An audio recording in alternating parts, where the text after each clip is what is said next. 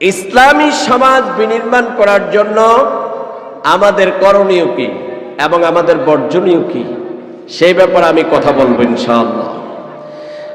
আল্লাহ রাব্বুল আলামিন বলেন, কুল জাআল হক ওয়া যাহাকাল বাতিল ইন্নাল বাতিলা কানা যাহুকা। আল্লাহ পাক সূরা বনী ইসরাইল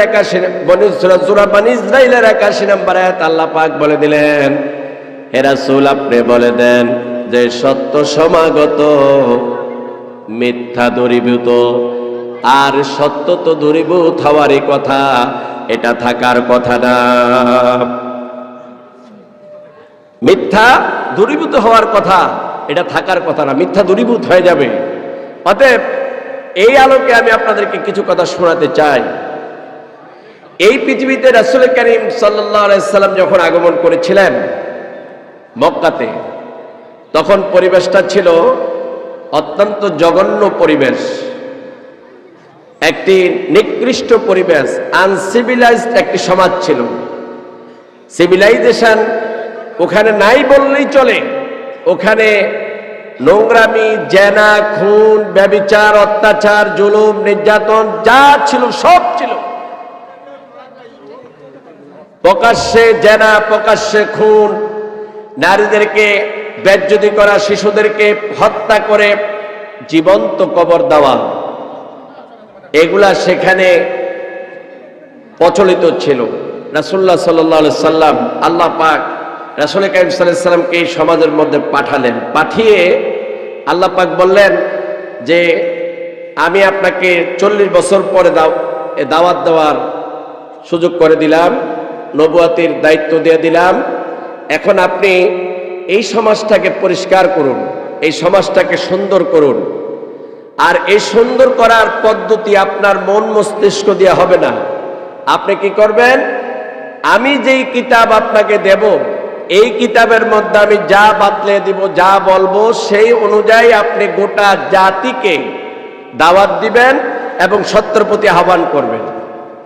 বন্ধুগণ, রাসূল করিম সাল্লাল্লাহু আলাইহি সাল্লাম 40 বছর একটানা একটি কুফরি মতবাদের মধ্যে বসবাস করেছেন, যেখানে শিরক চলতো, কুফরি চলতো, অসত্য চলতো।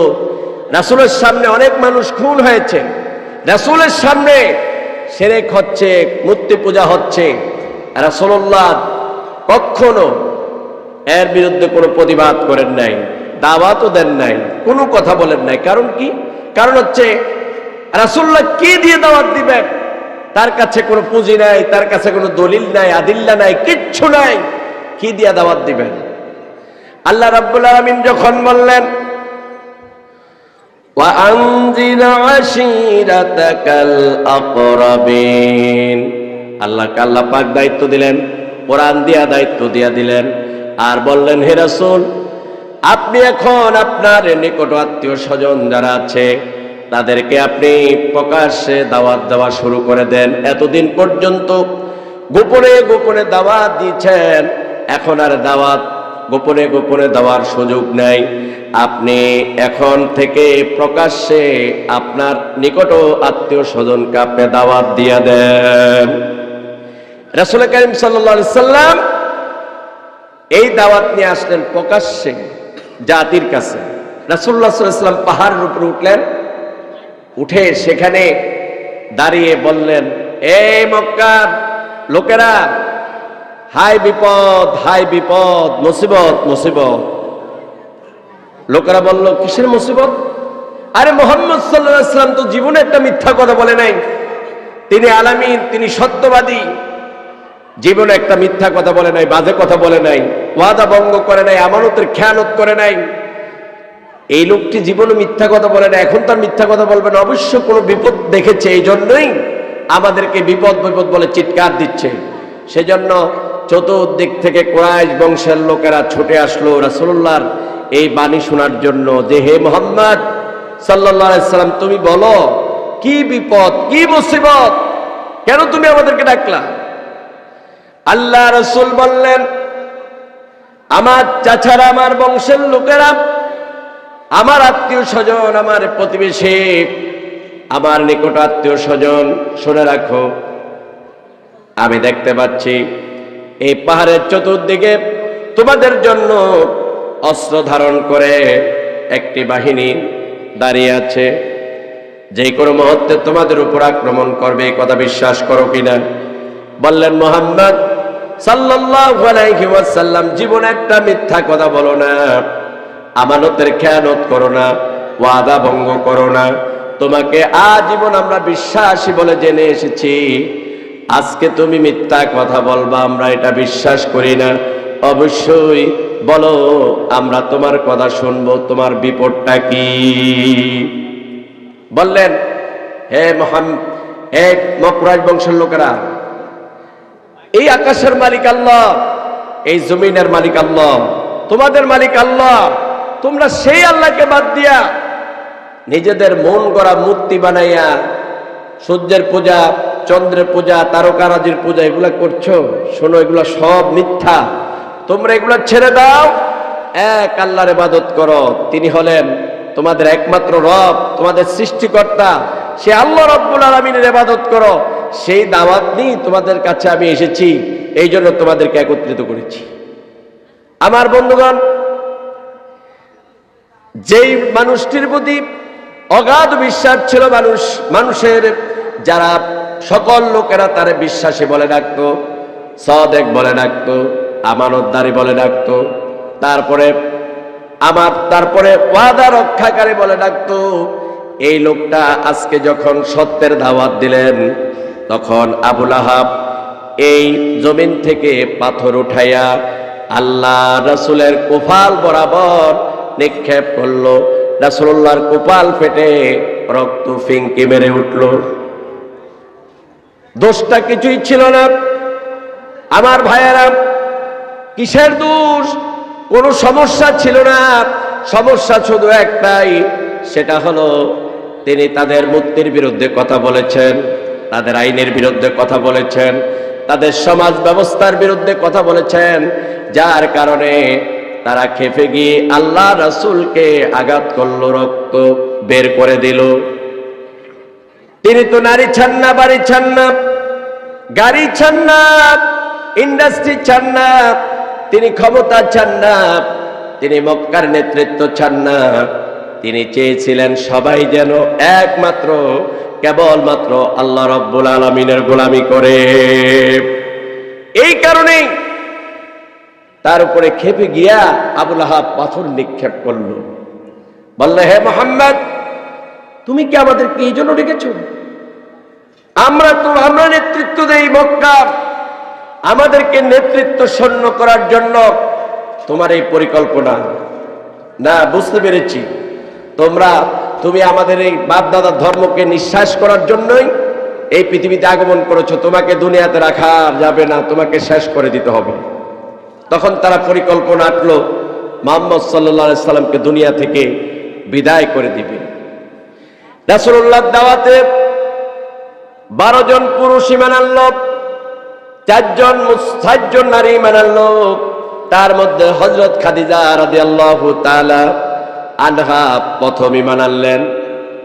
তারপরে পুরুষদের মধ্যে হযরত আবু বকর, আলী, যায়েদ, এইভাবে করে 12 জন মুসলমান হলেন পুরুষ, আর 4 জন নারী মুসলমান হলেন। এক পর্যায়ে যখন এই নব মুসলমানদের উপরে কাফের বেঈমানরা অত্যাচার শুরু করে দিল, আল্লাহ রাসূল বললেন, তোমরা আবিসিনিয়ায় হিজরত করে চলে যাও। কথাটা মনোযোগ দিয়ে শুনেন।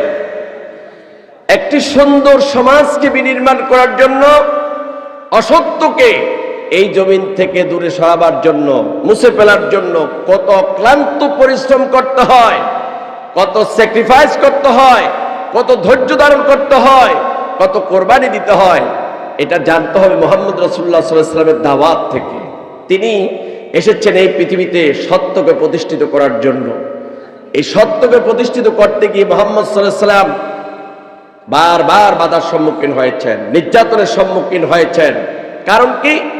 কারণ হচ্ছে, যারা এই পৃথিবীর মধ্যে সঠিক দাওয়াত দিবে তারাই নির্যাতনের শিকার হবে। বর্তমানে যারা নির্যাতনের শিকার হচ্ছে, তারা কি নিজেদের জন্য হচ্ছে নাকি ইসলামের জন্য হচ্ছে? ওলামায়ে কেরাম নির্যাতিত, নিপীড়িত, নিষ্পেষিত, তাদেরকে মেরে ফেলার জন্য হাজারো প্রোগ্রাম, হাজারো প্ল্যান চলছে এবং অনেক ওলামায়ে কেরাম দুনিয়া থেকে বিদায় নিয়েছে। কারণ কি? কারণ একটাই, সেটা হলো তারা এই জমিনের মধ্যে শুধুমাত্র আল্লাহর বিধান চালু করতে চায়। আপনারা বলেন সবাই, যদি আল্লাহর জমি হয়, আকাশ যদি আল্লাহর হয়, রাত যদি আল্লাহর হয়, দিন যদি আল্লাহর হয়, তাহলে তো আইনটা তো আল্লাহ। বলেন না কার আইন? আল্লাহ পাক বলেন আলা লাহুল খালকু ওয়াল আমরু ইনিল হুকমু ইল্লা লিল্লাহ। সৃষ্টি যার, বিধান হবে তার, হুকুম হবে তার, আইন হবে তার। মানুষ সৃষ্টি আল্লাহর, ওই মানুষ হয়ে সৃষ্টি হয়, সৃষ্টির কোনোদিন আইন মানতে পারে না, তাহলে গন্ডগোল সৃষ্টি হয়ে যাবে। আজকে গোটা জাতির মধ্যে গন্ডগোল চলছে। আপনারা দেখেন এই বাংলার জমিনে এখন একটি কঠিন আইন বাস্তবায়ন হতে যাচ্ছে গোপনে গোপনে, আপনারা তা কিন্তু জানেন না। সেটা হলো সমকামিতা, যেটা লূত আলাইহিস সালামের নিকৃষ্ট জাতি, পথভ্রষ্ট জাতি করেছিল। আল্লাহ পাক তাদেরকে দুনিয়া থেকে ধ্বংস করে বিলীন করে দিয়েছেন এই লাওয়াতের কারণে, সমকামিতার কারণে, যেটাকে সেক্সুয়াল ওয়ারগান বলা হয় ইংলিশে, অর্থাৎ সমকামী। বর্তমানে সপ্তম শ্রেণীর একটা গল্প, শরীফ থেকে শরীফা, আপনারা সবাই জেনেছেন। কথাটা মনোযোগ দিয়ে শুনেন, শরীফ থেকে শরীফা। এখন তাকে প্রশ্ন করা হলো, তুমি যে শরীফ ছিলে এখন শরীফা হইলা কেমনে? বলল যে আমার বেশভূষা সব হলো নারীর, কপালে তিলক, চুল মহিলাদের, পোশাক মহিলাদের, কিন্তু আমার জেন্ডার পরিবর্তন হয় নাই, আমার লিঙ্গ পরিবর্তন হয় নাই, আমি পুরুষ, আমার গঠনগতভাবে আমি পুরুষ, দেহ দিক দিয়ে আমি পুরুষ, শুধু আমার পোশাকের দিক দিয়ে আমি কি? কথা বুঝেন কিভাবে সমকামী, সমকামিতা এই জাতির মধ্যে প্রতিষ্ঠিত হচ্ছে। আপনারা যদি সচেতন না হন, এই যুবকেরা সব সমকামিতা করবে। আজকে বিবাহ কমে গেছে, মেয়েরা বিবাহ বসতে চায় নাই, প্রেম করছে পার্কে পার্কে, ছেলেরা ফ্রি সেক্স করছে। বাংলাদেশ মনে হয় যেন ইউরোপে পরিণত হচ্ছে। আমরা এই তাফসীর করি, আমরা কোরআনের দাওয়াত দেই এই জাতিকে সঠিক পথে আনার জন্য। তারপরেও যদি আপনারা আমাদের কথা না শোনেন, আল্লাহর কাছে আপনারা দায়ী হবেন, আমরা দায়ী হব না। আমরা আপনাদেরকে দাওয়াত দিয়ে যাচ্ছি। এখন আজকে আমার মসজিদে আমি এই কথাটা বলেছি, শরীফ থেকে শরীফা, সমকামী কেমনে চালু হবে?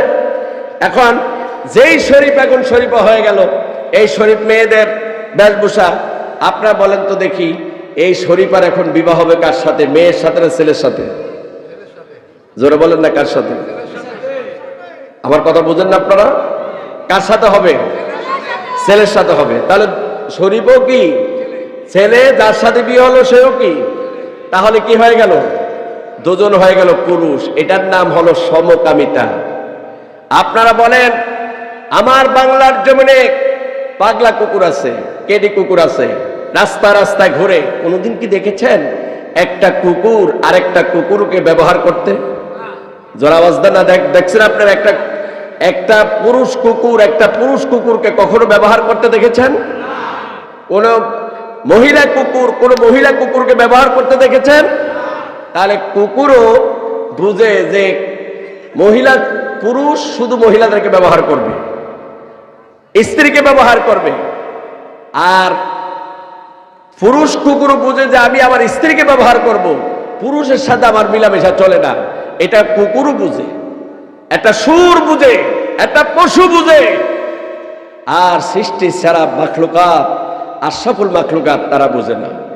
এই জন্য আল্লাহ রাব্বুল আলামিন বলেন, লাহুম কুলুবুল লা ইয়াফকাহুনা বিহা ওয়া লাহুম আ'য়ুনুন লা ইউবসিরুনা বিহা ওয়া লাহুম আযানুন লা ইয়াসমাউনা বিহা উলাইকা কাল আনআম বাল হুম আদাল উলাইকা হুমুল গাফিলুন। আল্লাহ বলেন যাদের বিবেক আছে তাদেরকে বিবেক দিয়েছি বুঝার জন্য, সত্য মিথ্যা সঠিক অসঠিক বুঝার জন্য, ভালো মন্দ বুঝার জন্য।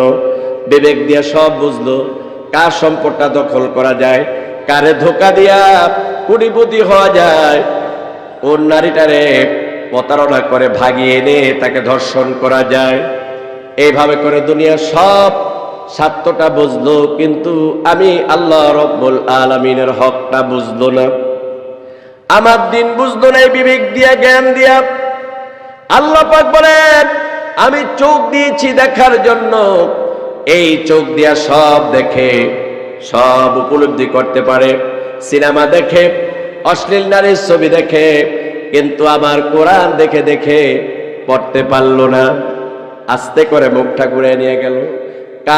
কান দিয়েছি শোনার জন্য, গান শুনলো, বাজে কথা শুনলো, অশ্লীল কথা শুনলো, কিন্তু আমার কোরআনের তাফসীর শোনার জন্য সে ময়দানে যায় নাই, আমার কোরআন শুনে নাই। আল্লাহ রাব্বুল আলামিন বলেন সব দিলাম আমি আল্লাহ, কিন্তু বিপরীত আমার বিরুদ্ধে ব্যবহার করলো। আল্লাহ পাক বলেন এরা হলো উলাইকা কাল আনাম। আল্লাহ বলে এরা সব চতুষ্পদ জানোয়ার। আল্লাহ রাব্বুল আলামিন বলে এরা শুধু চতুষ্পদ জানোয়ার না, যদি চতুষ্পদ জানোয়ার বলা হয় তাহলে ভুল হবে, বরং বালহুম আদাল, এরা পশুর চাইতো চতুষ্পদ জানোয়ারের চাইতো আরো নিকৃষ্ট। বলেন নাউজুবিল্লাহ। এই দুনিয়ার মধ্যে বর্তমানে পশুর চাইতে নিকৃষ্ট লোকের অভাব আছে? বলেন অভাব আছে? অভাব নাই।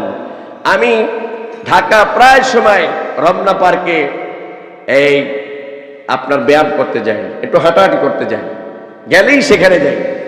তো আপনার একদিন গেলাম, আমার সাথে ওলামায়ে কেরাম অনেক ছিলেন, হাঁটতেছি, এমন সময় দেখলাম এই ছেলে আর এক মেয়ে দুজনে দাঁড়িয়ে দাঁড়িয়ে দুজনকে কিস করছে।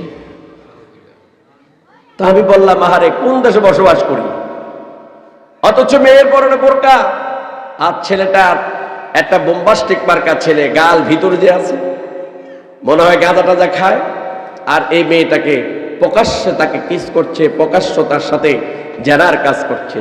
জাতিকে বাধা দেওয়ার মতো কেউ নাই। এই দেশে 18 বছরের আগে ইমাম সাহেব 16 বছরের মেয়ের বিবাহ পড়ানোর কারণে ইমাম সাহেবের জেল হয়। আবার এই দেশে পরিমণির মতো কুলাঙ্গার মেয়েরা বিবাহর আগে গর্ভবতী হয়, তাদেরকে জামাই আদর করে জেল থেকে ছেড়ে দেওয়া হয়। কথা ঠিক কিনা? জোরে বলেন না, কথা ঠিক কিনা? এই জাতি কি শিখবে? এই জাতির ভবিষ্যৎ অন্ধকার। এই জন্য আল্লাহ রাব্বুল আলামিন তার রাসূলকে মক্কার মধ্যে পাঠাইয়া দিয়ে আল্লাহ পাক বললেন, হে রাসূল আপনার দায়িত্ব কি? আপনার দায়িত্ব হলো এই গোটা জাতিকে আপনি অন্ধকার সমাজ থেকে বের করে আলোর পথে নিয়ে আসবেন। লিতুখরিজান নাসা মিনা যুলুমাতি ইলান নূর। আপনি গোটা জাতিকে অন্ধকার থেকে বের করে আলোর পথে নিয়ে আসবেন। এই জন্যই আমি আল্লাহ আপনাকে পাঠিয়েছি। সুবহানাল্লাহ বলেন। আমাদের দেশের হুজুর না, সব হুজুর না, সব ইমাম না, সব ওলামায়ে কেরাম না। কিছু কিছু হুজুর আছে মসজিদের মধ্যে হক কথা বলতে পারে না, যদি ইমামতি চলে যায়।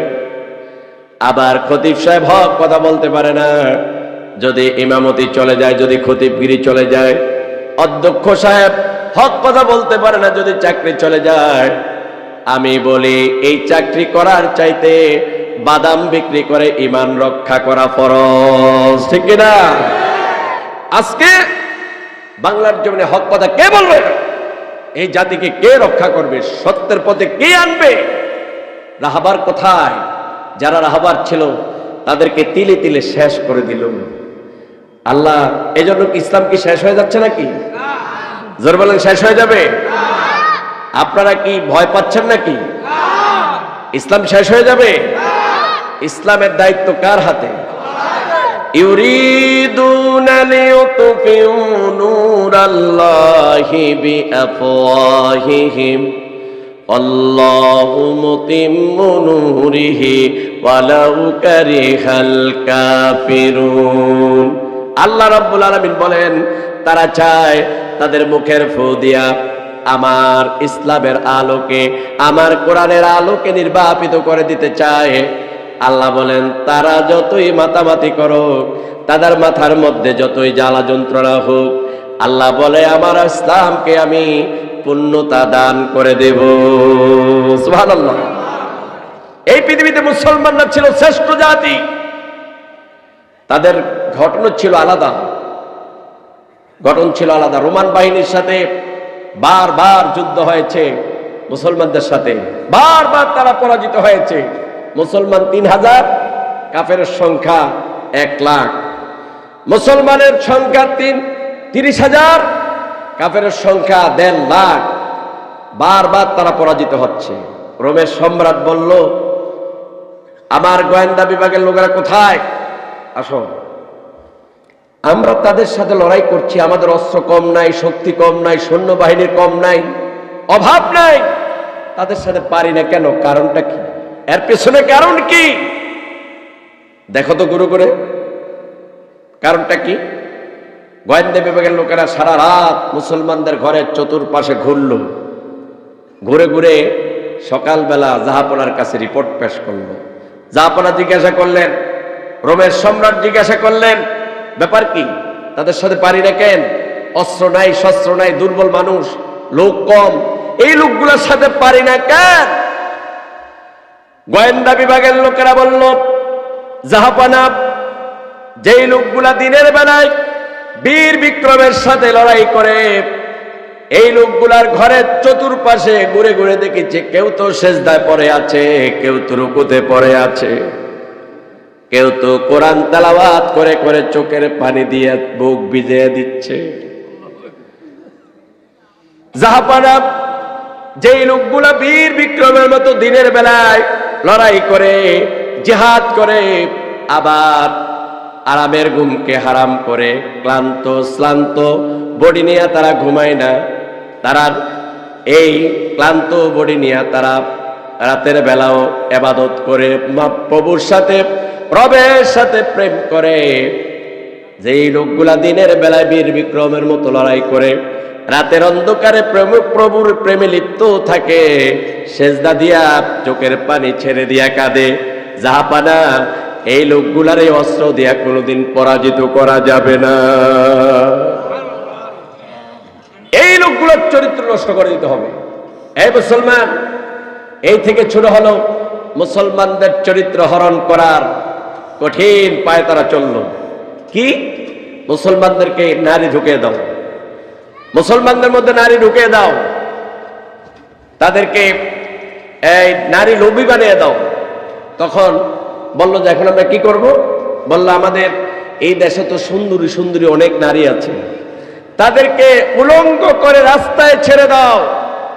যারা চরিত্রবান মুসলমান, যারা চরিত্রবান সাহাবী, তার নবীর অনুসারী, তারা যদি উলঙ্গ নারীদের দিকে তাকায়, ধীরে ধীরে তাদের দিল নষ্ট হয়ে যাবে, অন্তর নষ্ট হয়ে যাবে, তারা আস্তে আস্তে করে তাদের ঈমানকে নষ্ট করে ফেলবে, তখনই আমরা তাদেরকে পরাজিত করতে পারবো।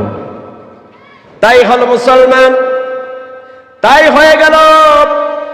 আজকে আপনি বোটানিক্যাল গার্ডেনে যান, আপনি চিড়িয়াখানার পাশে আপনি যে গার্ডেন আছে, যে পার্ক আছে, এই পার্কে গিয়া দেখেন প্রকাশ্যে জেনা চলতেছে। আমাকে একজন বললেন এই পার্কের মধ্যে আপনার ঢোকার দরকার নাই, ঈমান থাকবে না। জেনার কাজ চলছে, সমানে অসামাজিক কাজ চলছে, বাধা দেওয়ার মতো কেউ নাই। এখন আপনারা বলেন এই কাজগুলার বিরুদ্ধে কে রুখে দাঁড়াবে?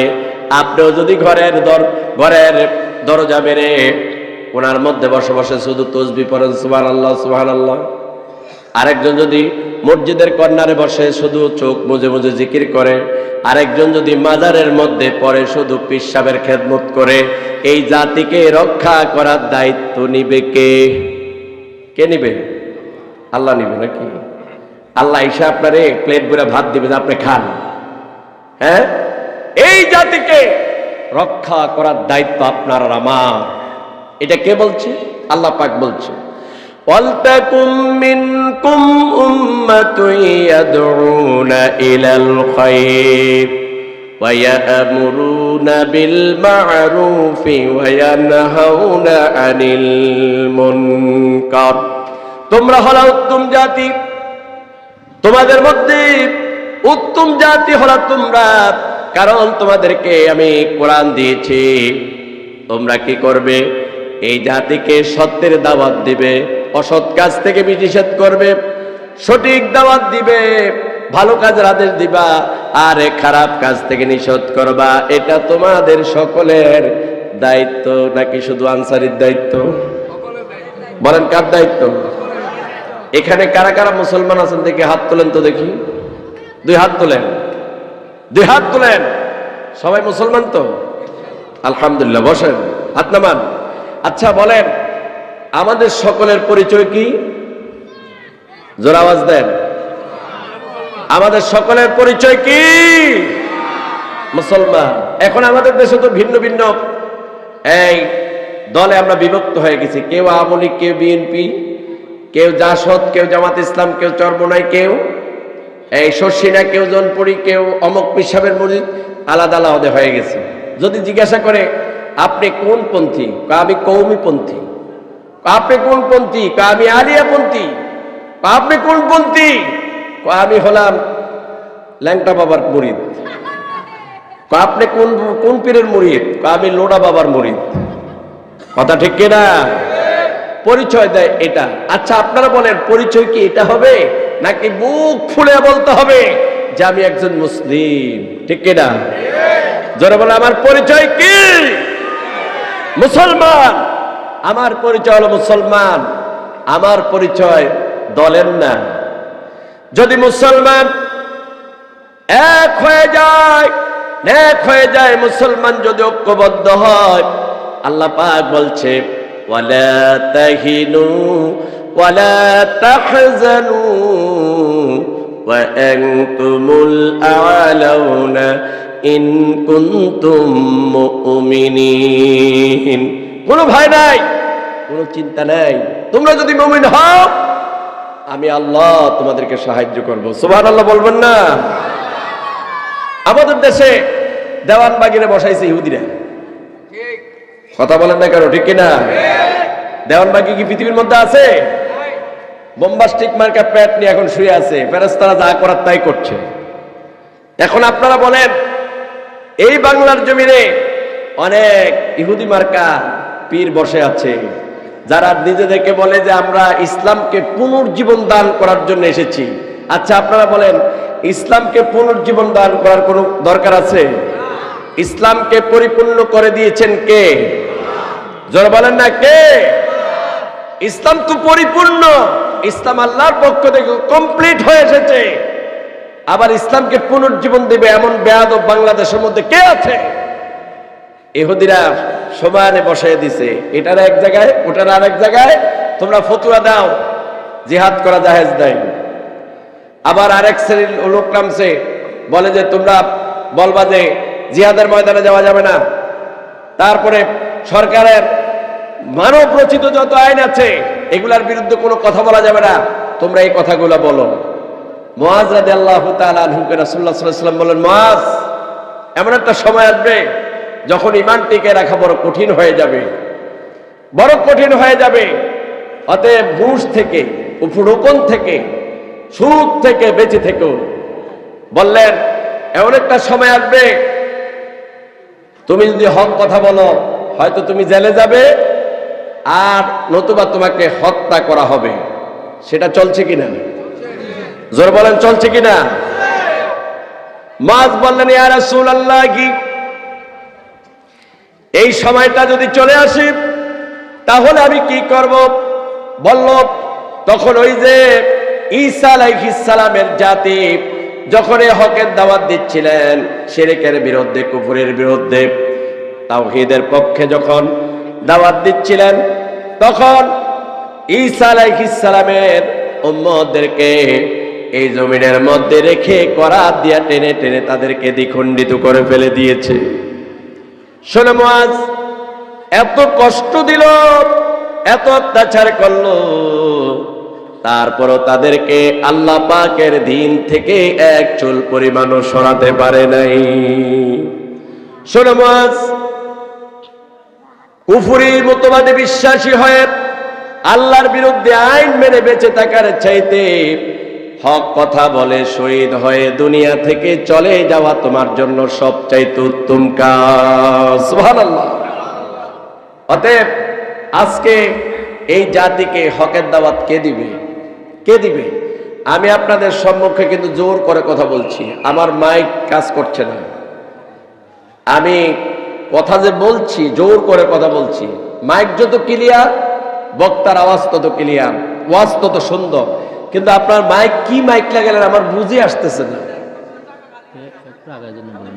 হ্যাঁ, আপনারা, আমি ওনাকে বললাম এখান দিয়ে একটা মাইক লাগিয়ে দেন, আমার এখান দিয়ে কানের দিকে, কান বরাবর একটা মাইক লাগিয়ে দেন, উনি লাগালো না।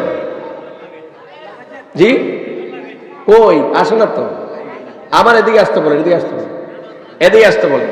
তো বন্ধুগণ, আপনাদেরকে যে কথা আমি বলছি শুনেন, শুনেন, আমি বলছি এই বাংলার জমিনে অসত্য প্রতিষ্ঠিত হোক, সত্য ধূলিসাৎ হয়ে যাক। আপনারা কি চান?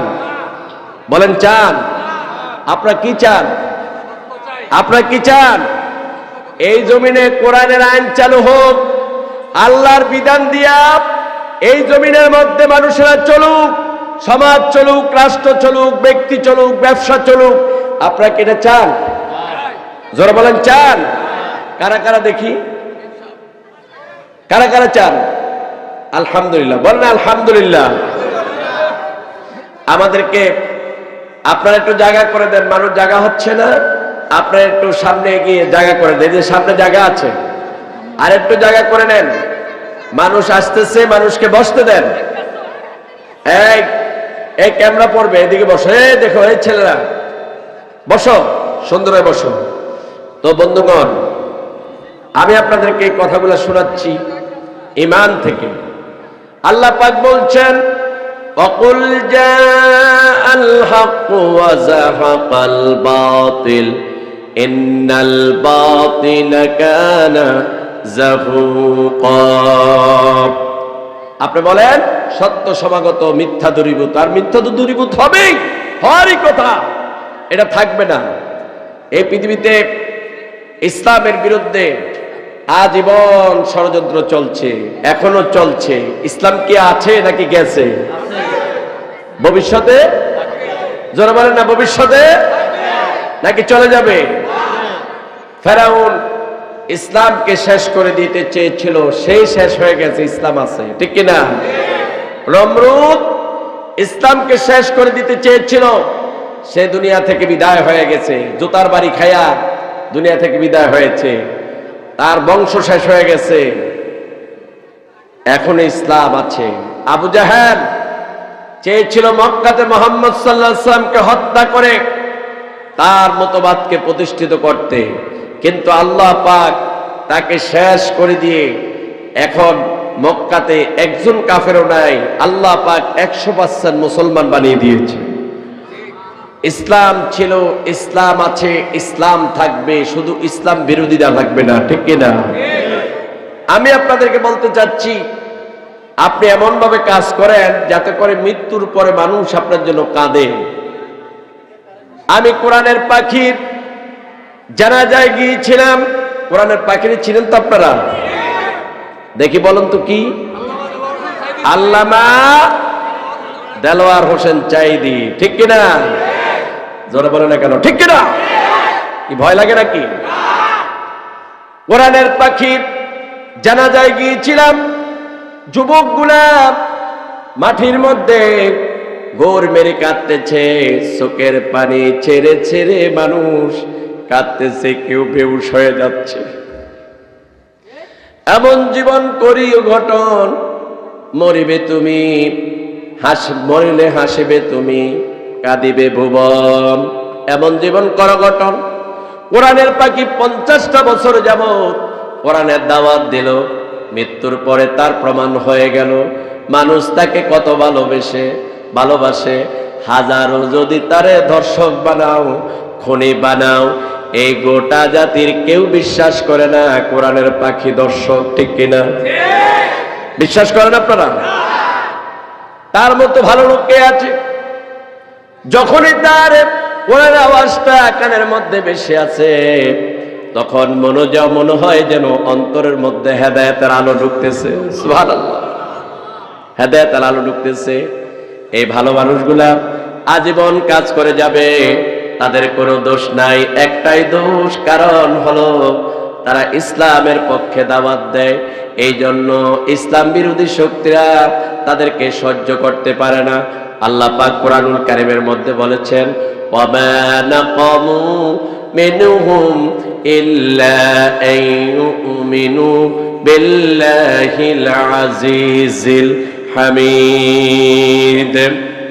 আল্লাহ পাক বলছেন এদের কোনো দোষ নাই, দোষ একটাই, সেটা হলো তারা একমাত্র আল্লাহ পাকের প্রতি ঈমান এনেছে, এটাই হলো তাদের দোষ, আর কোনো দোষ নাই। আপনারা আসহাবুল উখদুদের ঘটনা শুনেছেন। ঈমানকে তাজা করার জন্য কথাগুলো বলছি, ঈমানকে তাজা করুন, এই সমাজকে ইসলামের উপরে প্রতিষ্ঠিত রাখুন। যারা ইসলামের পক্ষে কাজ করে তাদের সাথে আপনারা হাতে হাত মিলিয়ে কাজ করুন, দেখবেন আপনারা জান্নাতি হবেন ইনশাআল্লাহ। তো আপনাদেরকে বলছি, আসহাবুল উখদুদ আপনারা অবশ্য জানেন, গর্তলাদের ইতিহাস জানেন। যারা ঈমান এনেছিল, এই ঈমান আনার অপরাধে তাদেরকে এই জমিনের মধ্যে গর্ত খনন করে আগুন জ্বালাইয়া দিয়া তাদেরকে বলল যে তোমরা যারা ঈমান এনেছো, তারা তো আমার প্রতি ঈমান আনো নাই, তোমরা আনছো এক আল্লাহর প্রতি ঈমান। আমি হলাম এই দেশের ইলাহ, আমার তোমরা না মাইনা তোমরা মানো এক আল্লাহর। একটা কথা হলো, তোমরা যদি আমার প্রতি ঈমান না আনো, তোমার আল্লাহর প্রতি ঈমান না সরাও, তাহলে কাতারে কাতারে দাঁড়িয়ে তোমরা এই গর্তের মধ্যে পুড়ে ছাই হয়ে যেতে হবে। কোনটা করবা বলো? আমার ভাইয়েরা, মুসলমানরা কাতারে কাতারে দাঁড়ালো, আর সব মুসলমান সিদ্ধান্ত নিল মরতে হবে। এই দুনিয়াতে বাঁচতে আসি নাই, আমরা কেউ থাকবো না। অতএব কাফেরদের সাথে সমঝোতা করা বাঁচার চাইতে শহীদ মৃত্যু উত্তম। আমরা এই পৃথিবীর মধ্যে চিরকাল থাকবো না, আল্লাহর কাছে নাজরানা পেশ করে আমরা চলে যাই। সবাই সিদ্ধান্ত নিল আমরা ঈমান নিয়ে মরব। তখন তারা এক এক করে কালিমা পড়ে, আল্লাহকে বিশ্বাস করে এক এক করে আগুনের মধ্যে ঝাঁপ দিয়ে পড়ে শহীদ হয়ে গেল। পিছনে একজন মহিলা পেটের মধ্যে বাচ্চা নিয়ে দাঁড়ানো, গর্ভে বাচ্চা, গর্ভের মধ্যে বাচ্চা নিয়ে দাঁড়ানো। তখন ওই মহিলাটি তস্তু করল, আহারে আমি ঈমান আনলাম, ঈমান আনার অপরাধে আমি আগুনে পড়ে ছাই হয়ে যাব, কোনো অসুবিধা নেই, কিন্তু আমার এই পেটের বাচ্চা, সে তো কোনো অপরাধ করে নাই, আমি তাকে নিয়ে কেন এই আগুনের মধ্যে ঝাঁপ দেব? তখন আল্লাহ রাব্বুল আলামিন এই বাচ্চার জবান দিয়ে কথা ফুটিয়ে দিলেন। বাচ্চা বললেন, মা তুমি ইতস্ত করতেছো, কেন ইতস্ত করতেছো মা? ঈমান কত বড় সম্পদ তুমি জানো না?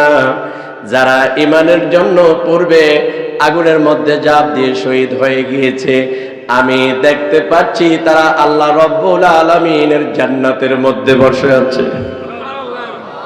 ও মা, আমাকে নিয়ে তুমি আগুনের মধ্যে ঝাঁপ দাও, আমরা দুজনও চলো তাদের মতো আল্লাহ রব্বুল আলামিনের জান্নাতের মধ্যে চলে যাই। এই যুবকেরা, ইসলামকে জমিনের মধ্যে প্রতিষ্ঠিত করতে হলে আমাদের ত্যাগ স্বীকার করতে হবে, কোরবানি দিতে হবে।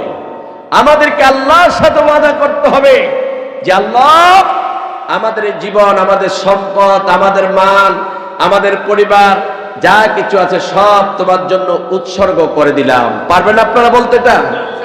তাহলে আমার সাথে বলেন দেখি, ইন্না সলাতি ওয়া নুসুকি ওয়া মাহইয়ায়া ওয়া মামাতি লিল্লাহি রাব্বিল আলামিন। সবাই বলেন, ইন্না সলাতি ওয়া নুসুকি ওয়া মাহইয়ায়া ওয়া মামাতি লিল্লাহি রাব্বিল আলামিন।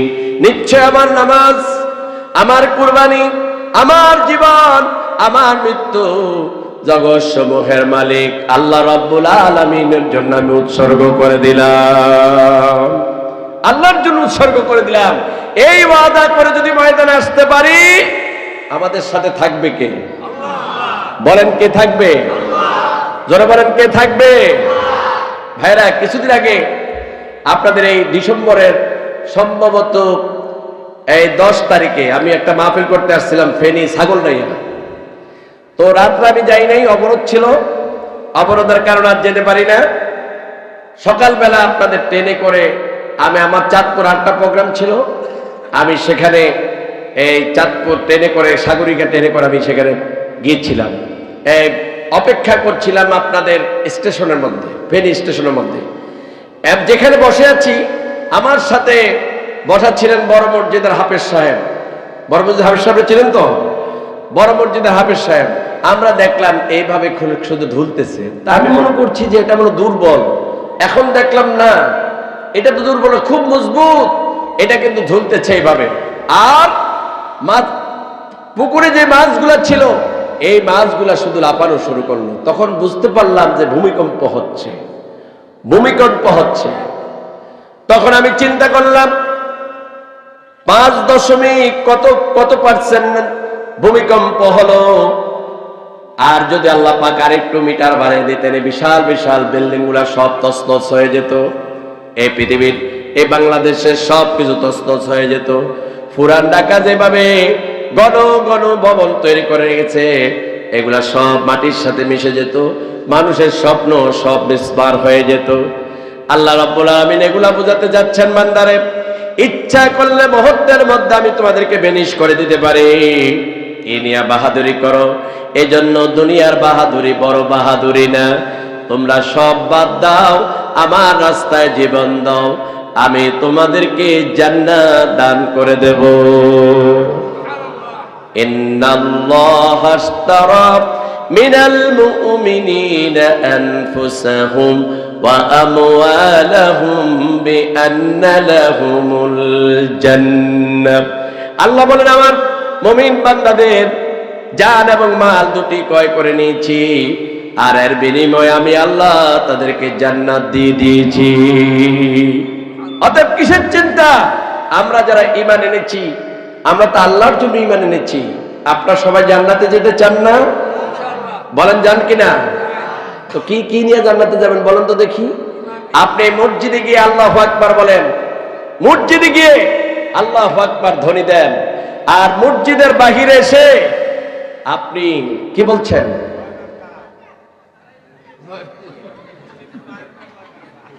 ওই যে দেখছেন, একজন কিন্তু বলে ফেলছে, এক ছেলে আল্লাহু আকবার ধ্বনি দেওয়ার কারণে তার পথ চলে গেছে। এই তুই তুই তুই অমুক দলের কর্মী, তুই কেন আল্লাহু আকবার ধ্বনি দিলি? তোর ধ্বনি তো আলাদা। তারপরে নাস্তিকদের স্লোগান হলো, দুনিয়ার মজদুর এক হও, লড়াই করো। আর বলেন তো মুসলমানের ধ্বনি কোনটা? আস্তা জোরে বলেন না, ধ্বনি কোনটা? বলেন লিল্লাহি তাকবীর। কি ঘুম আসতেছে? ঘুম আসে? জোরে বলেন নারে তাকবীর। মানুষ তো কম না, তো একটু জোরে আওয়াজ দিবেন না। আল্লাহ তো আস্ত বললো শোনে, জোরে বললো শোনে, মনে মনে বললো শোনে। তবে এই আল্লাহু আকবার ধ্বনি কেন জোরে দিবেন? এই ধ্বনিটা এই জন্য দিবেন যাতে করে ইসলাম বিরোধী শক্তির কলিজা যেন থরথর করে কাঁপা শুরু হয়ে যায়। এই আল্লাহু আকবার ধ্বনি দিয়া শরীরের সমস্ত শক্তি দিয়ে সবাই বলবেন নারায়ে তাকবীর। একজন জোরে বলেন। কি যুবক নাই? নারায়ে তাকবীর ধ্বনি দেওয়ার মতো নাই? জোরে বলেন।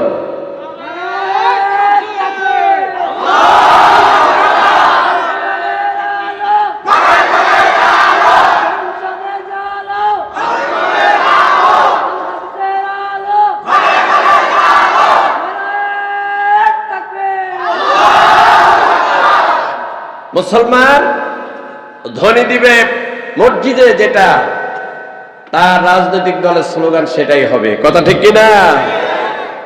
এই মুসলমান, মসজিদে তুমি বলো আল্লাহু আকবার, আর বাহিরে এসে তুমি আল্লাহু আকবার বলতে পারবে না। তাহলে কি শুধু মসজিদে আল্লাহ থাকে?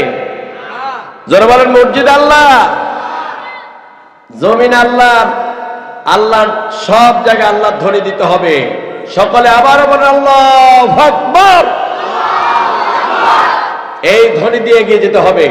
গুরু গোবিন্দের প্রাসাদ এখনো মাটির সাথে মিশে আছে, চোরমার হয়ে আছে। আমি গিয়েছিলাম সেখানে প্রোগ্রাম করতে, সেখানে জাফলং গিয়েছিলাম, সেখানে দেখে আসলাম মানুষ একটু শোয় না, ভয় যে গুরু গোবিন্দের এই প্রাসাদ আল্লাহু আকবার ধ্বনিতে তছনছ হয়ে গেল।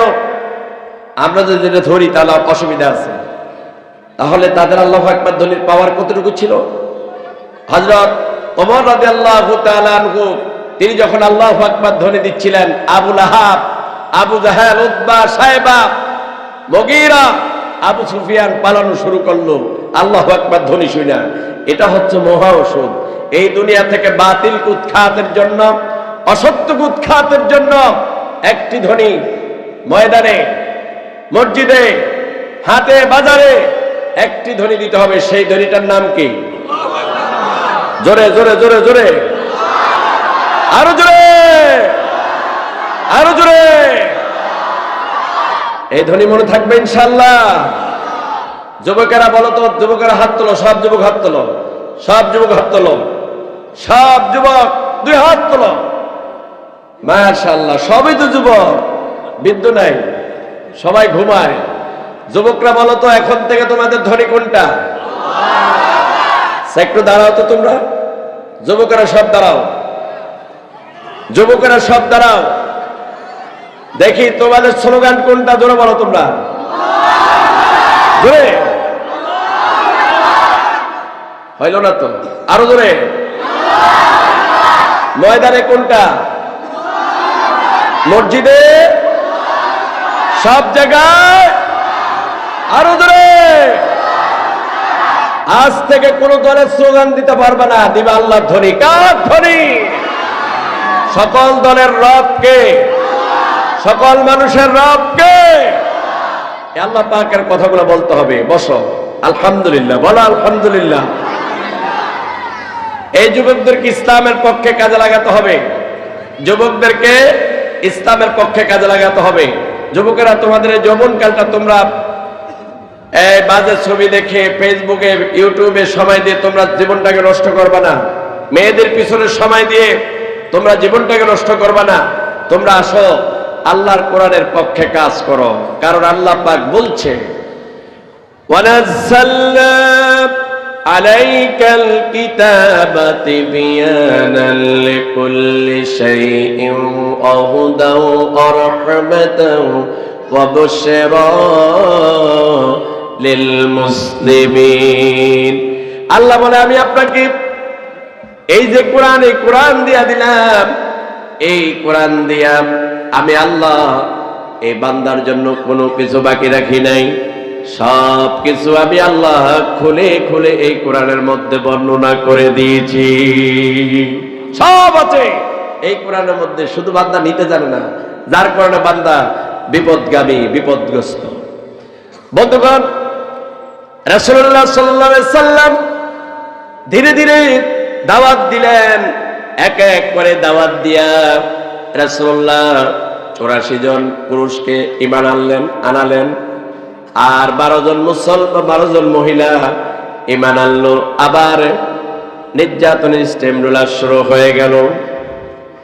এক পর্যায়ে রাসূলুল্লাহ সাল্লাল্লাহু আলাইহি ওয়াসাল্লাম বললেন, যখন তোমাদের উপর নির্যাতন শুরু হয়েছে, এখন আর এখানে থাকার পরিবেশ নাই, আবার তোমরা আবিসিনিয়া হিজরত করো। এই ক্ষুদ্র সাহাবীরা আবার আবিসিনিয়া চলে গেল। আবিসিনিয়া রাজা নাজ্জাশী তাদেরকে আশ্রয় দিল। এক পর্যায়ে তিনিও ঈমান আনলেন। ধীরে ধীরে রাসূলুল্লাহ ইসলামের দাওয়াত দেওয়া শুরু করলেন, সাহাবায়ে কেরাম শুরু করলেন। এক পর্যায়ে বিশাল বাহিনী তৈরি হয়ে গেল। এবার আবু জাহেল চিন্তা করলো, এইভাবে যদি মুহাম্মদ সাল্লাল্লাহু আলাইহি সাল্লামকে যদি মক্কার মধ্যে আমরা জায়গা দেই, প্রশ্রয় দেই, তাহলে তার বিশাল বাহিনী হয়ে যাবে, তাকে মক্কাতে আর রাখা যাবে না, তাকে এবার হত্যা করো, তাকে মেরে ফেলো। আল্লাহ রাব্বুল আলামিন বললেন, হে মুহাম্মদ সাল্লাল্লাহু আলাইহি সাল্লাম, আবু জাহেল কাফেররা পরিকল্পনা করেছে আপনাকে হত্যা করবে, আমি আল্লাহ সব শুনতে পেরেছি। এখন আপনার এখানে থাকার কোনো পরিবেশ নাই, আপনি এবার চলে যান মদিনায় হিজরত করে। আগে আপনার সাহাবায়ে কেরামদেরকে পাঠিয়ে দেন, তারপরে আপনার আবু বকরকে নিয়ে আপনি হিজরত করে মদিনায় চলে যান। আমার ভাইয়েরা, সাহাবায়ে কেরাম সব চলে গেলেন, রাতের অন্ধকারে মদিনায় চলে গেলেন। এখন রাসূলুল্লাহ একা।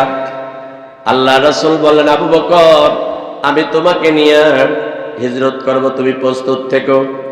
আল্লাহ রাব্বুল আলামিন যখন নির্দেশ দিলেন, আল্লাহ রাসূল হযরত আলীকে তার বিছানার মধ্যে শোয়া রাতের বেলা আলীর ঘরের সামনে গিয়া, আবু বকরের ঘরের সামনে গিয়া একটা মাত্র ডাক দিলেন, বললেন, আবু বকর। এমনিতে দরজা খুলে গেল। আবু বকর দরজা খোলার পরে আল্লাহ রাসূল বললেন, আবু বকর রে, তোমার একটা মাত্র ডাক দিলাম, এমনিতে দরজা খুলে গেল, বুঝলাম না বিষয়টা। হযরত আবু বকর বললেন, ইয়া রাসূলুল্লাহ, যেদিন থেকে আপনি বলেছেন আপনার সাথে হিজরত করতে হবে, সেদিন থেকে আপনার আবু বকর বিছানার সাথে পিঠ লাগায় না, এই দরজার সাথে লাগায়া পিঠ লাগায়া দাঁড়ায়া দাঁড়ায়া আল্লাহ রাসূলের জন্য অপেক্ষায় থাকে। সুবহানাল্লাহ। আমার ভাইয়েরা, রাসূলুল্লাহ হিজরত করলেন, আবু বকরকে সঙ্গে নিয়ে। অনেক বিপদ ঘটলো, আল্লাহ রাব্বুল আলামিন শেষ পর্যন্ত নিয়ে গেলেন মদিনাতে। নেওয়ার পরে আনসার সাহাবীরা মুহাজির সাহাবীদেরকে আশ্রয় দিলেন। যাদের দুইটা খেজুরের বাগান ছিল, একটা তাদের নামে লিখে দিত। যাদের দুইজন স্ত্রী ছিল, ওই আনসার সাহাবীদের কাছে এনে বলতো, ভাই, আমার দুইজন স্ত্রী আছে, আমার যেই স্ত্রীকে তোমার সবচাইতে বেশি পছন্দ হয়, আমি তারে তালাক দেব, তাকে তুমি বিবাহ করো। সুবহানাল্লাহ। এইভাবে করে সহযোগিতা করলেন রাসূলুল্লাহ। একটি এরিয়া তৈরি হয়ে গেল। সাহাবায়ে কেরাম মদিনায় থেকে বিভিন্ন দেশে বিভিন্ন অঞ্চলে দাওয়াত ছড়িয়ে দিচ্ছেন। এখন 10,000 সৈন্যবাহিনী তৈরি হয়ে গেল, সাহাবায়ে কেরাম তৈরি হয়ে গেল।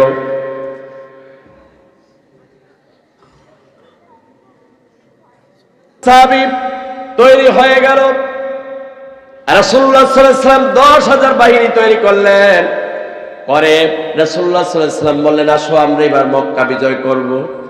সাহাবায়ে কেরামদেরকে একত্রিত করে সবাইকে নিয়ে চললেন মক্কার দিকে। আর সাহাবায়ে কেরাম আল্লাহু আকবার ধ্বনি দিয়া কালিমা পড়ে পড়ে এগোতে লাগলেন। মক্কার কুরাইশেরা, মক্কার লোকেরা যখন শুনতে পেল আল্লাহ রাসূল বিশাল বাহিনী নিয়ে আসছেন, তখন তারা ঘরের আড়ালে, পাথরের আড়ালে, গাছের আড়ালে লুকানো শুরু করলো। সবাই মনে মনে চিন্তা করলো, আহারে, মুহাম্মদ সাল্লাল্লাহু আলাইহি সাল্লামকে যে অত্যাচার আমরা করেছি, কোনদিন আমাদেরকে মাফ করবে না, অবশ্যই আমাদের বিচার করবে, আমাদের কাছকে মেরে ফেলবে। কিন্তু রাসূলুল্লাহ হলেন রাহমাতুল লিল আলামিন, প্রতিশোধ বিশ্বাসীরা। আজ যারা 50 বছর পরে প্রতিশোধ নিল, তাদের প্রতিশোধ একদিন এই বাংলাদেশে নেবে মানুষ, ঠিক কিনা? নেবে কিনা? যারা মিথ্যা প্রতিশোধ নিল, তাদের বিচার একদিন এই জমিনের মধ্যে হবে। রাসূলুল্লাহ বললেন, আমার সাহাবীরা খবরদার, মানুষের ঘরের মধ্যে আঘাত করবা না, শিশুদেরকে আঘাত করবা না, নারীদেরকে আঘাত করবা না, কারো ঘর বাড়ি ভাঙবা না, খবরদার কারো প্রতি কোনো অত্যাচার করবা না। আল্লাহু আকবার ধ্বনি দিয়া মক্কাতে ঢুকো। আমার ভাইয়েরা, মক্কায় রাসূলুল্লাহ আসলেন, কাফের বেঈমানরা চোখের সামনে পড়ে গেল, থরথর করে কাঁপা শুরু করলো। আল্লাহ রাসূলের সামনে এসে যখন তারা বলল, তখন রাসূলুল্লাহ সাল্লাল্লাহু আলাইহি ওয়াসাল্লাম বললেন, ও মক্কার কাফেররা, মনে আছে কিনা আমার প্রতি, আমার সাহাবায়ে কেরামদের প্রতি কি অত্যাচারটা করেছো? বলল, হ্যাঁ আমরা সব মনে রেখেছি। বলল, বলো তো এখন তোমাদের সাথে আমার কি ধরনের আচরণ করা দরকার? বলল, ইয়া রাসূলুল্লাহ, হে মুহাম্মদ সাল্লাল্লাহু আলাইহি সাল্লাম, ভাই ভাইয়ের প্রতি যেই ধরনের আচরণ করে আমরাও আপনার কাছে সেই ধরনের আচরণ চাই। আল্লাহ রাসূল বললেন, তোমাদেরকে আমি ক্ষমা করে দিলাম। আমার ভাইয়েরা, 10,000 সাহাবী নিয়ে কাবা শরীফের প্রান্তরে আসলেন। এসে রাসূলুল্লাহ সাল্লাল্লাহু আলাইহি ওয়াসাল্লাম হাতের ছোরা দিয়া, হাতের মধ্যে যে লাঠি ছিল এই লাঠি দিয়া এক এক করে মক্কাতে 360টি মূর্তি স্থাপিত ছিল। আল্লাহ রাসূল হাতের লাঠি দিয়া এগুলা সব ভেঙে, মাথা ভেঙে ভেঙে আস্তে আস্তে করে ফেলে দিচ্ছেন। আর সাহাবায়ে কেরাম আল্লাহু আকবার ধ্বনি দিচ্ছেন। আর আল্লাহ রাসূল বললেন, ওয়াকুল জা আল হক ওয়া যাহাকাল বাতিল ইন্নাল বাতিলা কানা যাহুকা। এই মক্কা বিজয়ের 9 বছর আগে এই আয়াত নাযিল হয়েছে। সাহাবায়ে কেরাম আশ্চর্য হয়ে গেলেন, আমাদের প্রতি অত্যাচার চলছে, জুলুম চলছে, আর আল্লাহ রাসূল বলতেছে, আল্লাহ বলতেছেন সত্য এসে গেছে, মিথ্যা দূরীভূত হয়ে গেছে। মিথ্যা তো দূরীভূত হওয়ার কথা, আর আমরা এখান থেকে মার খাচ্ছি, আমাদেরকে মেরে ফেলছে। আল্লাহ পাক 9 বছর পরে রাসূলুল্লাহকে বিজয়ী বেশে, 9.5 বছর পরে বিজয়ী বেশে আল্লাহ পাক মক্কাতে পাঠিয়ে দিলেন। আজ কাবার মধ্যে একটা মূর্তিও নাই, একটা কাফেরও নাই, সব সাফ হয়ে গেছে, সত্য প্রতিষ্ঠিত হয়েছে। সুবহানাল্লাহ বলেন। তাহলে এই আয়াত নাযিল হলো কখন? বিজয়ের প্রায় 9.5 বছর আগে এই আয়াত নাযিল হলো। আর বিজয় আসলো কবে? 9.5 বছর পরে। এবার বলেন, আপনারা যে তাড়াহুড়া করতেছেন, এই বালাটা যায় না কেন, এই জালেমটা যায় না কেন, আমাদের প্রতি আল্লাহ অবিচার করতেছেন? আউযুবিল্লাহ। আপনারা এত ধৈর্যশীল হচ্ছেন কেন? আল্লাহ দেখছেন, আল্লাহ দেখছেন যে আপনাদের ধৈর্যটা কি, আপনারা কোন দিকে যান, আপনারা কোন দিকে যান, আল্লাহ সেটা দেখছেন। একদিন দেখবেন হঠাৎ করে বিজয় চলে এসেছে, বাতিল শক্তি পালাইয়া সব বাহিরে চলে গেছে। কথা ঠিক কিনা? আমার ভাইয়েরা, আমি আলোচনা নিতে টানছি। রাসূলুল্লাহ মক্কাতে থাকেন নাই, মক্কা বিজয় করেছেন, কিন্তু রাসূলুল্লাহ মদিনায় গিয়ে একটি রাষ্ট্র গঠন করলেন, কল্যাণমূলক রাষ্ট্র, যেই রাষ্ট্রের সংবিধান ছিল একমাত্র কোরআনুল কারীম। রাসূলুল্লাহ সাল্লাল্লাহু আলাইহি ওয়াসাল্লাম একটি সমাজ গঠন করেছেন, সুন্দর সমাজ, যেই সমাজের সংবিধান ছিল একমাত্র কোরআন, একমাত্র কোরআন। রাসূলুল্লাহ আইন হলো কোরআন দিয়া। আর আমাদের দেশের ইসলাম বিরোধীরা বলে, আরে ইসলাম শুধু থাকবে মসজিদে আর থাকবে মাদ্রাসায়, তোমরা কেন এসে আমাদের এই সাধারণ জনগণকে তোমরা ইসলামী রাষ্ট্রের দায়িত্ব পালন করার দাওয়াত দাও? তোমরা বলে ইসলামী রাষ্ট্র কায়েম করবা। কেমনি ইসলামী রাষ্ট্র কায়েম করবা? কোরআন দিয়ে কি দেশ চলে? কোরআন দিয়ে কি রাষ্ট্র চলে? রাসূলুল্লাহ এই কোরআন দিয়া দেশ চালায়া বলেছিলেন, খায়রুল কুরুনি কারনি, আমার যুগ উত্তম যুগ, কারণ আমার যুগ হলো কোরআনের যুগ। সুবহানাল্লাহ বলেন। আমার যুগ হলো কোরআনের যুগ। রাসূলুল্লাহ সাল্লাল্লাহু আলাইহি ওয়াসাল্লাম বললেন, এ সাহাবায়ে কেরাম, এই মদিনায় ধর্ষণ আছে, খুন আছে, নারী নির্যাতন আছে, ডাকাতি আছে, চুরি আছে। সাহাবায়ে কেরাম রাতের বেলা ঘুরে ঘুরে বললেন, ইয়া রাসূলুল্লাহ, কিচ্ছু নাই, চুরিও নাই, ডাকাতিও নাই, নারী নির্যাতন নাই, সব সাফ হয়ে গেছে, পরিষ্কার হয়ে গেছে, মানুষেরা আল্লাহর ওলিতে পরিণত হয়ে গেছে। যুবতীরা রাতের বেলায় রাস্তা দিয়ে হেঁটে যায়, গভীর রজনীতে হেঁটে যায়, কেউ তাকায় না, মানুষেরা দরজা খুলে খুলে ঘুমায়, কেউ চুরি করে না, ডাকাতি করে না, কোনো মানুষ খুন হয় না। এটা কিসের কারণে? আল্লাহর এই কোরআনের কারণে। সুবহানাল্লাহ বলেন। সর্বশেষ কথা আপনাদেরকে বলতে চাই, যুবক, তরুণ, বৃদ্ধ, সবার কাছে অনুরোধ, ভাইরা, আগামী দিনটা আমাদের জন্য কোরআনের দিন, ঠিক কিনা? আপনারা কি বিশ্বাস করেন না আগামী দিন যে কোরআনের দিন, ইসলাম যে বিজয়ের দিকে এগুচ্ছে, এই কথা কি আপনারা বিশ্বাস করেন না? এই যে যেই লোকগুলা জীবন দিয়া চলে গেল, যেই লোকগুলা জীবন দিয়া চলে গেল হেসে হেসে, এই লোকগুলার রক্ত কি বৃথা যাবে? জোরে বলেন, বৃথা যাবে? এই লোকগুলার এই রক্ত বৃথা যাবে না, বরং এই লোকগুলার রক্তের বিনিময় আল্লাহ রাব্বুল আলামিন এই জমিনের মধ্যে একদিন না একদিন দিন কায়েম করে দিবেন ইনশাআল্লাহ। বলেন ইনশাআল্লাহ। এখন থেকে আমরা কোন দল না, আমরা একটি দল। সেটা কোন দল? বলেন বলেন, কোন দল? বীর মুসলমান, বীর মুসলমান, ধরো আল কোরআন, ফিরিয়ে আনো হারানো সম্মান। নারায়ে তাকবীর, নারায়ে তাকবীর। এই ধ্বনি দিয়ে কোরআনের সাথে মহব্বত করে জীবনটাকে পরিচালনা করেন। ভাইরা, এই সমাজ কোরআন দিয়ে যদি চলে শান্তিতে চলবে। আজকে আপনাদের এখান দিয়ে ঢোকার সময় দেখছি মহিলারা আমাদের দিকে তাকিয়ে আছেন, হুজুর কোন, হুজুর সুন্দর না কালা দেখার জন্য। আচ্ছা বলেন, আপনারা যদি কোরআনের সমাজ থাকতো মহিলারা কি রাস্তা দিয়ে এভাবে চলতো? আমাদের দেশের ইনু সাহেব তিনি বলেছেন, ঢাকা শহরে যখন বের হই যেন বাংলাদেশটা আফগানিস্তান হয়ে গেছে। তার মানে মহিলারা বোরকা পরে হাঁটে, এই জন্য ওনার শরীরের মধ্যে জ্বালা যন্ত্রণা শুরু হয়ে গেছে। ইনু সাহেবেরা, আপনাদের শরীর জ্বলতে থাকুক, কারণ এবার মানুষ দেখিয়ে দিয়েছে নৌকার পার্টি আর স্বতন্ত্র পার্টি দাঁড়াইছে।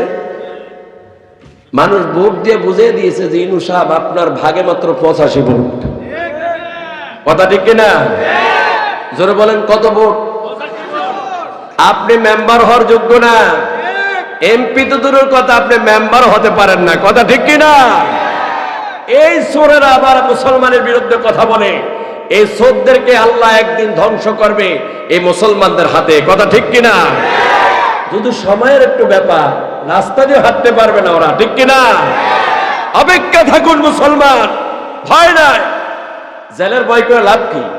ওই যে আপনার দেখলাম এক আলেম জেল থেকে বাইরে হয়ে কয় আমার আবার জেলে নেই, নে জেলে, জেলে যাইতে রাজি।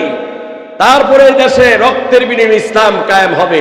জেলের ভয় মুসলমানরা করে না, মুনাফিক কাফেররা জেলের ভয় করে। কথা ঠিক কিনা? অতএব আজ থেকে আলে উলামা কোরআন ইসলামের পক্ষে কারা কারা কাজ করবেন আল্লাহর দুই হাত তুলে দেখান, দেখান, দেখান, দুই হাত তুলে দেখান। বলেন আল্লাহ। জোরে, আরো জোরে। আমরা আজ থেকে কোরআনের পক্ষে কাজ করব, কোরআনের বিধান মেনে চলব, কোরআনের বিধান প্রতিষ্ঠার জন্য যতটুকু শ্রম, অর্থ, মেধা, সময় ব্যয় করতে হয় আমরা করব। বলেন আল্লাহ কবুল করেন, আমিন। ওয়াদা কার সাথে? বলেন কার সাথে? মনে থাকবে? বিশ্বাস করেন ভাইরা, আমি যে প্রস্তুতি নিয়েছি এই প্রস্তুতি কাজে লাগাতে পারি না, কারণ আমাকে শেষ করে দিয়েছে, গলাটা শেষ হয়ে গেছে আমার।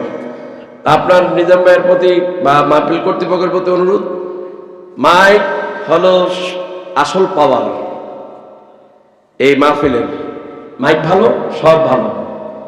বক্তার যদি কণ্ঠ ভালো, খারাপ, এই খারাপও থাকে, এটা আস্তে আস্তে বেজে উঠবে। কিন্তু আমার আজকে ভালো কণ্ঠটা ভেঙে গেছে। তো বন্ধুগণ, আপনাদের মধ্যে উদারতা হবে না। আপনারা রাগ করছেন নাকি? বল, রাগ করেছেন? আমরা আজ থেকে কোরআনের সৈনিক হয়ে গেলাম ইনশাআল্লাহ। এখন এই পাড়া মহল্লায় আমরা ঘুরে ঘুরে সবাইকে দাওয়াত দেব কোরআনের পক্ষে। কিসের পক্ষে? বলেন না, কিসের পক্ষে? সাতক্ষীরা, তারপরে যশোর আমি গিয়েছিলাম প্রোগ্রাম করতে। সেখানে গিয়ে দেখি যারা যুবক, এ তোমাদের মতো যুবক ক্ষেতের মধ্যে চাষাবাদ করছে, আর যুবক বলছে, মুরব্বী আপনি তো মুখে কান তো খোলা আছে, আপনি হাত দিয়ে কাজ করছেন, আমি আপনাকে আল্লাহর কোরআনের অনুবাদ শোনাই, তাফসীর শোনাই, আপনি শুনেন আল্লাহ কি বলেছেন সেই হিসাবে জীবন পরিচালনা করেন। সেখানে গেলাম, ঘরে ঘরে, আমি যেই ঘরে ঘুমিয়ে এসেছি এটা হলো মাটির ঘর। আমি ইচ্ছা করে মাটির ঘরে ঘুমিয়ে এসেছি। তারা আমাকে বিল্ডিং এর মধ্যে নিয়ে যেতে চেয়েছিল, আমি ইচ্ছা করে মাটির ঘরে ঘুমিয়ে এসেছি। এত ঘুম আসছে, জনমের মতো ঘুম আসছে। দেখলাম যে এখানেই শান্তি, কারণ মৃত্যুর পর তো মাটির নিচে থাকতে হবে, একটু থেকে দেখি কি অবস্থা। তো দেখলাম যে দরজা নাই, জানালা নাই, আমার মোবাইল পড়ে আছে, ব্যাগ পড়ে আছে, পকেটে টাকা আছে, জামাটা খুলে রেখেছি।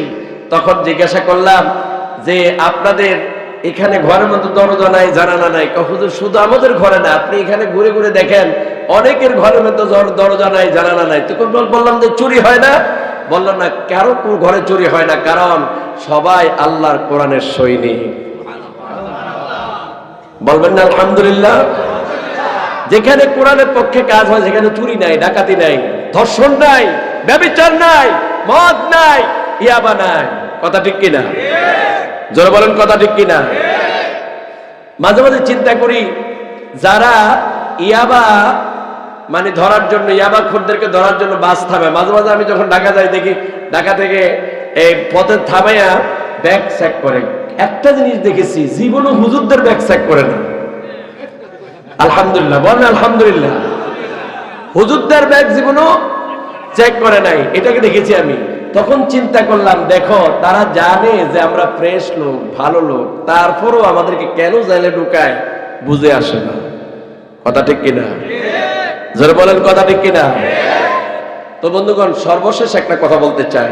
আপনারা জানেন ইন্ডিয়াতে আমি প্রতি বছর মাহফিল করতে যাই, এবারও মাহফিল আছে ফেব্রুয়ারিতে, যাই কিনা তার সন্দেহ আছে। কারণ ইন্ডিয়া আমার বাবরি মসজিদ ভেঙে সেখানে রাম মন্দির নির্মাণ করার উদ্বোধন করেছে গত পরশু না এর আগের দিন। আপনারা জানেন কিনা? যারা বলেন জানেন কিনা? আচ্ছা আপনারা বলেন তো, বাংলাদেশে যদি একটা মন্দির ভেঙে একটা মসজিদ নির্মাণ করার যদি কেউ যদি উদ্যোগ নেয়, অবস্থাটা কি হবে? যারা বলেন না কি হবে? শুধু খারাপ বলবে যে এগুলা সব জঙ্গিবাদ, এগুলা সব ঢুকাও, সব ঢুকাও। আর যারা মসজিদ ভাঙলো সব প্রেস লোক, ওদের বিরুদ্ধে একটা বিবৃতি দিতে পারলো না। আল্লাহ এই জিহ্বা পুছে দেখ, বলেন আমি। যে জিহ্বা দিয়া হকের আওয়াজ তুলতে পারলো না, অসত্যের বিরুদ্ধে আওয়াজ তুলতে পারলো না, তোমার এই জিহ্বা পচে যাবে। আল্লাহ আছেন আমাদের সাথে, আল্লাহ আমাদেরকে বিজয় দিবে ইনশাল্লাহ। আমি বিশ্বাস করি এই বাবরি মসজিদ যারা ভেঙেছে, তদ্রুপ ভারতও আল্লাহ পাক এইভাবে ভেঙ্গে ভেঙ্গে তছনছ করে দিবে। অতএব আপনাদেরকে সবাইকে ঐক্যবদ্ধ থাকার আহ্বান জানাচ্ছি। এই এলাকার সব মুসলমান এক থাকেন, ওলামায়ে কেরামদেরকে ভালোবাসেন।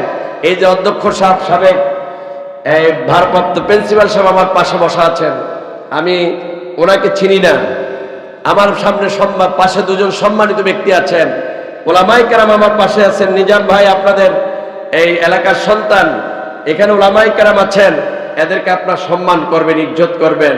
আলেমদেরকে সম্মান করার মানেই হলো আল্লাহ রাসূলকে সম্মান করা। বলেন আলহামদুলিল্লাহ। আল্লাহ পাক সকল ভাইকে ইসলাম বুঝে, কোরআন বুঝে জীবন পরিচালনা করার তৌফিক দান করুক। আগামী সমাজ যেন কোরআনের সমাজ হয়, সেই লক্ষ্যে যেন সকলেই কোরআনের কর্মী হয়ে কাজ করতে পারে, আল্লাহ সেই হেদায়েত দান করুক। বলেন আমিন।